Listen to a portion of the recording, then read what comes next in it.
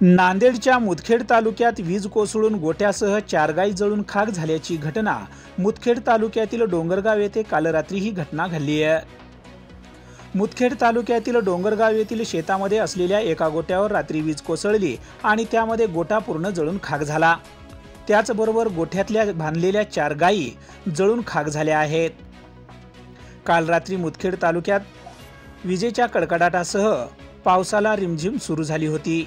त्यामध्ये डोंगरगाव येथील किशनराव व्यवहारे यांच्या शेतात अचानक वीज कोसळली। यामध्ये शेतात असलेला गोठा, 4 गायी आणि 2 वासरे जळून खाक झाले। त्याचबरोबर शेती उपयोगी साहित्य देखील जळून खाक झाल्याने शेतकऱ्यांचे लाखो रुपयाचे नुकसान झाले आहे। Bureau report, GK news, Mudkhed, Nanded.